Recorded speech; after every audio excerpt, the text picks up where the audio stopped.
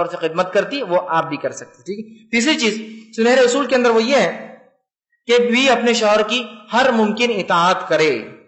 اور ظاہر سی بات ہے جب میں کہہ رہا ہوں بیوی اپنے شوہر کی اطاعت کرے تو اس کا معنی ہے معروف میں، منکر میں شوہر کی اطاعت نہیں ہوتی. کوئی شوہر اگر بیوی سے کہے نماز نہ پڑھو تو وہ بیوی نہیں سنیں گی پھر اس کے بعد، چونکہ یہ اللہ کا حکم ہے نماز پڑھنے کا تو فرض کے معاملے میں نہیں سنیں گی.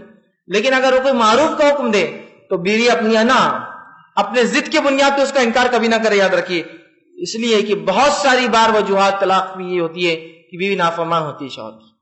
تو اطاعت اگر گزار ہو بیوی تو یاد رکھیے شوہر کی اطاعت کرے معروف کے اندر. اور جو سب سے اچھی بیوی کون، نبی اکرم صلی اللہ علیہ وسلم نے بتایا، اور صحابہ نے جب پوچھا آپ نے بتایا سب سے اچھی بیوی کون، آپ فرماتے اور آپ نے کہا حدیث کے الفاظ یوں ہیں وہ جس کو دیکھ کر شوہر خوش ہو جائے.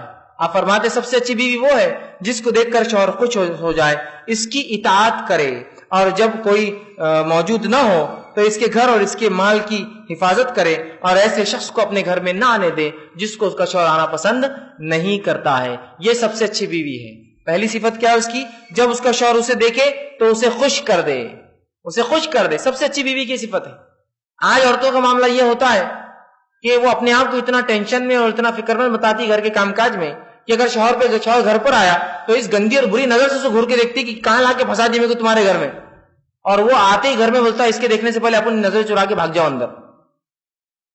کیا فرمایا رسول اللہ، جب اس کو دیکھے تو خوش کر دے، اسے خوش کر دے.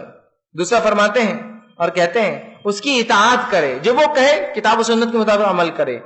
جب کوئی موجود نہ ہو تو اس کے مال اور اولاد کی حفاظت کرے، اور جن لوگوں کو اپنے گھر میں آنا پسند نہیں کرتا ان کو قطعاً گھر میں نہ آنے دے.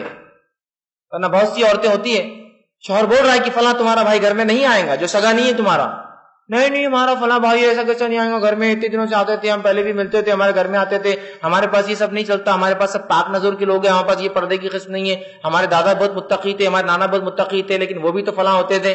یہ سب مت دیجیے. آپ کا شوہر کہہ رہا ہے کتاب و سنت کے مطابق کہ وہ آدمی اس کو پسند نہیں ہے، مت آنے دیجیے اس گھر کے اندر. ٹھیک، اطاعت کیجیے، اس کی فرمانبرداری کیجیے. اسی طرح جو ہے نبی اکرم صلی اللہ علیہ وسلم نے ایک عورت سے سوال کیا کیا تم اپنے شوہر کی اطاعت کرتی ہو؟ مسند احمد کی روایت.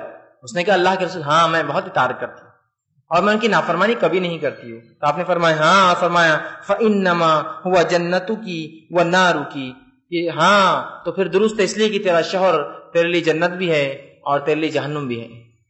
مطلب اپنے شوہر کو خوش کریں گی، راضی رکھیں گی تو وہ جنت ہے تیرے لیے، اور ناراض کریں گی تو وہ جہنم ہے تیرے لیے. ٹھیک ہے. تو یہ حدیث کتنی واضح ہے کہ شوہر کی اطاعت بیوی کے لیے واجب ہے. اور اگر جو بیوی شوہر کی اطاعت کرتی، کون شوہر اس کو چھوڑنا چاہے گا؟ جو اس کے حکموں کو بجا لاتی ہے اور کتاب و سنت کے مطابق کو بات کہتا ہے تو سنتی ہے. چوتھی